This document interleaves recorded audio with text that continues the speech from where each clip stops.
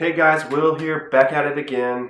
Back at it again with the Batman Superman. This time we're gonna talk spoilers and some thoughts I have for them to execute in the future. They don't have. Knock, knock, open up the door. It's Will. In the movie, which they didn't earn, unfortunately.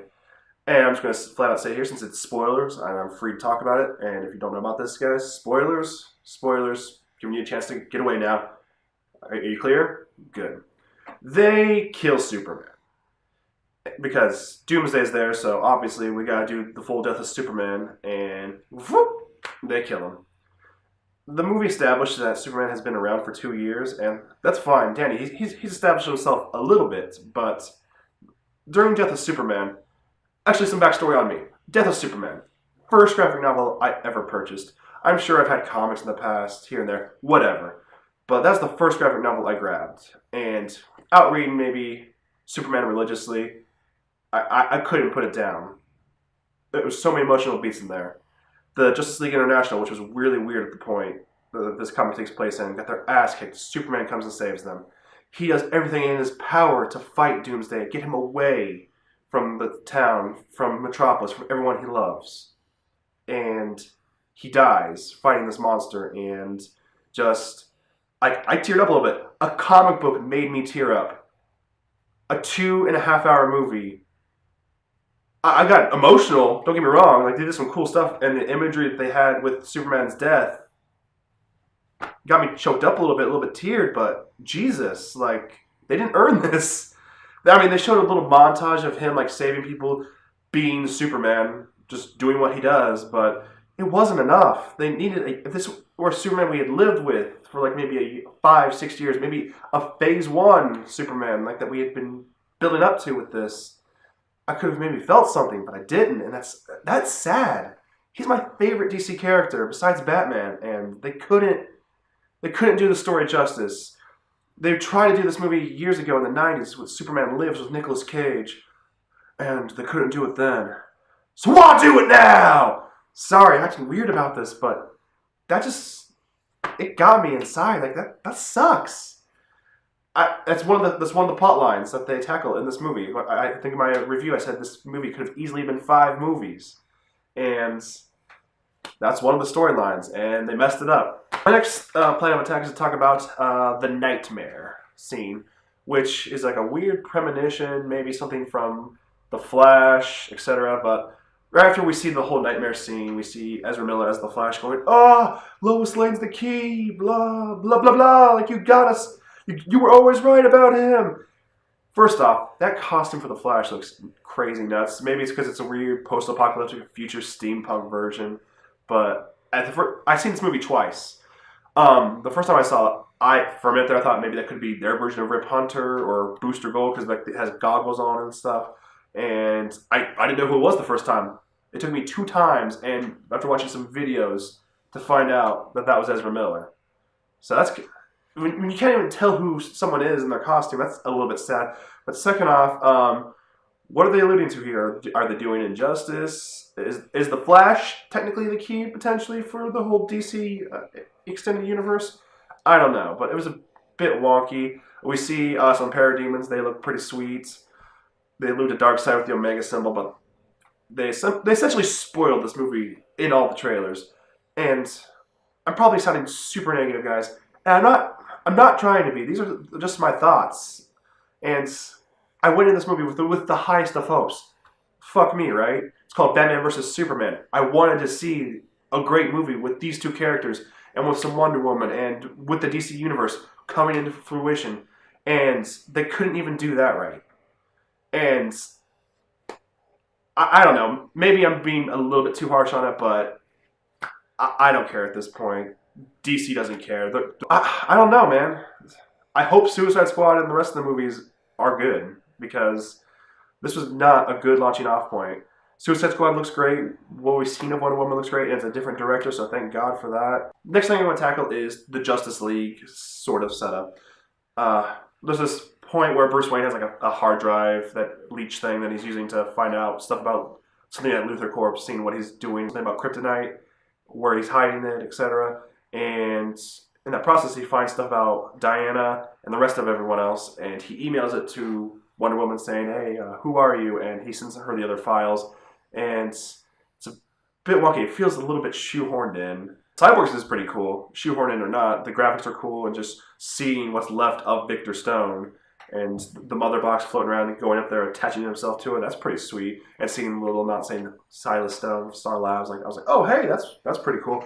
I'm a Grant Gustin fan of The Flash, and it's almost offensive that they cast Ezra Miller or been doing what they've been doing with this new universe. But maybe The Flash is the key to something else. I'm going to talk about that with like the 5 points I have about this, but we'll continue later on. Aquaman looks awkward underwater, which your Aquaman shouldn't be doing, and I don't know, like he should look comfortable in his own skin. This Aquaman just looks like they called him in going, hey, like, you up? Yeah, we'll get you in makeup and we'll get you here underwater, and just you can like be really cool and menacing. Cool, guys. So now I'm going to tackle 5 things DC Comics needs to potentially do, / 5 theories that I have for the DC Extended Universe. So here we go. Number 1, do post-credit scenes. It's plain and simple. Marvel does them, and it'll prevent you from half-assing scenes like you shoehorned into this movie. They did this nightmare scene, which is great. That could have straight up been the post-credit scene if they wanted it to be. Or the post-credit scene could have been something with Darkseid, like grinning or being like super menacing, so similar to Thanos in the Avengers. Something of that sort. We'd be fine with it. Like, oh, those are really cool. Like, I'm so excited about the Flash, Cyborg. Like, there wouldn't be negative backlash about how they shoehorned them in as much, you know?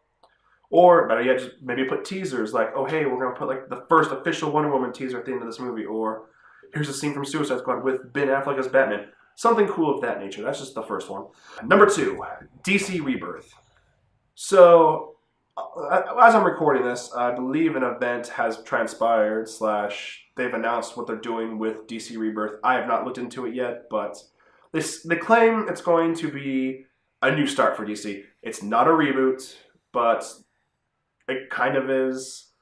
But we don't know yet. I don't know yet. I'm going to look into it as soon as I'm done with this. But they say, Jeff Johns, one of the creative heads at DC, said when he did Flash Rebirth, Green Lantern Rebirth, he brought a bunch of cool characters back, like Barry Allen or Hal Jordan, but he also acknowledged the history of these characters and the history of the Speed Force. He brought all the Green Lanterns back. Like, it was a new beginning, but he also acknowledged, like, hey, like, there's a past here. We can do great stories with these characters still. And I hope that can transpire here with the whole universe. Maybe they need to have, like, a complete overhaul and see what they're doing well. Like, all right, hey, they're doing this good in TV. There's a few hiccups here and there. We'll tackle those later. But movies, here's what you want to do. Here's a good story that we want to tackle here. Let's do this here. Let's start a rebirth for the whole DC universe here. Should be a cool company-wide thing. It may just revolve around the comics, but if it extended to the movies and TV, it maybe said, hey, we are combining these at some point. Crisis Infinite Earth style / maybe time travel. Something of that sort needs to happen. All right, number 3, time travel. Which, kind of funny I'm saying this after 2 movies, but here we are. I mentioned the nightmare sequence with Bruce Wayne, but we also see Ezra Miller's Flash immediately after that. Maybe the Flashes of the TV and movie universe are key, technically, right now. We don't know yet at this point. I mean, we've seen Barry hop between worlds in The Flash. Spoilers, guys, that happens. And he's going to be in Supergirl. Those are 2 completely... He's been to at least 2 different universes. And Ezra Miller's Flash should have those capabilities as well. So these 2 Flashes could be the key to bringing the TV and the movie universes together, which could be great. We could see Stephen Amell hanging out with Henry Cavill or with Ben Affleck. That'd be so awesome. And on that note, at one point, when they announced Ezra Miller as the Flash, Stephen Amell went on record saying he was... don't quote me completely on this, but he was livid about this because Flash had been on 3 or 4 episodes and he had got the ratings back. He said it should have been Grant's day. Like, Grant was doing great. He went very big brother for Grant, sticking up for him. DC pulled him aside, showed him, hey, here's what's coming. And he's saying a different tune immediately after that, going, yeah, I was a bit harsh, but DC showed me some stuff. It's great. I can't talk about it right now. So, was it potentially what I just said? Are the Flashes the key? Are they going to combine these universes at some point? Is our Flash potentially going to be a Flash that replaces Ezra Miller?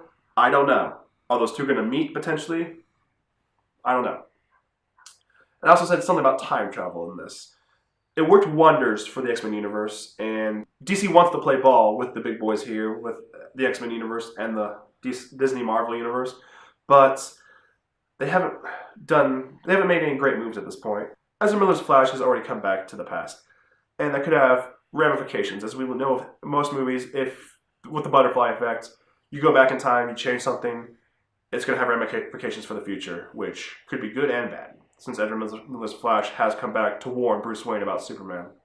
So maybe with that warning, maybe he's going to come back in his movie or in the Justice League movie to stop that Flash from doing something, to either A, make this universe brighter, a brightest day, if you will, with the DC universe, with the DC characters that we know and love.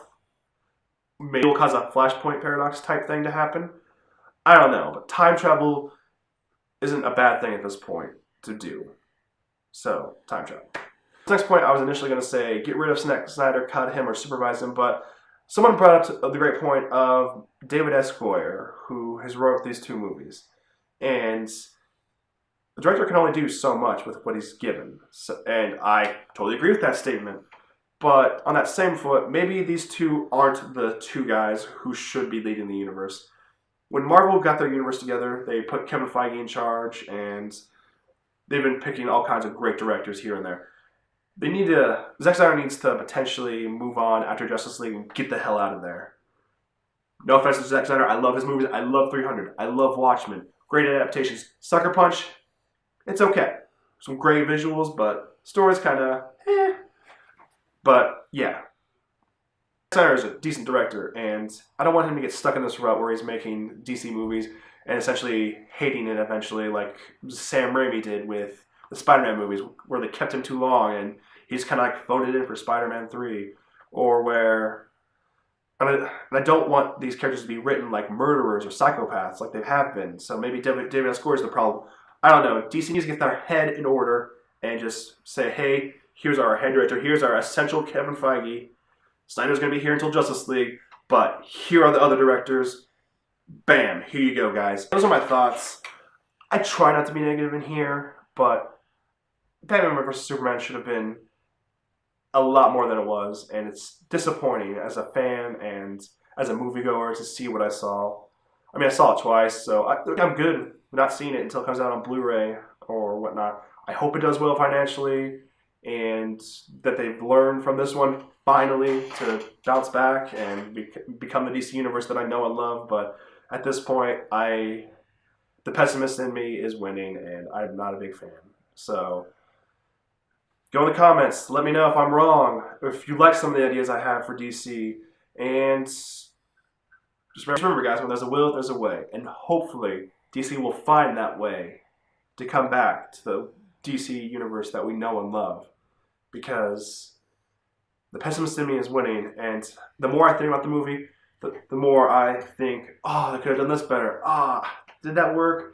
And I shouldn't be saying that coming out of Batman versus Superman. Like, just that premise alone, I should be a little kid again, just like I was with Star Wars, and it's unfortunate. So just remember, guys, when there's a will, there's a way. Thanks for watching.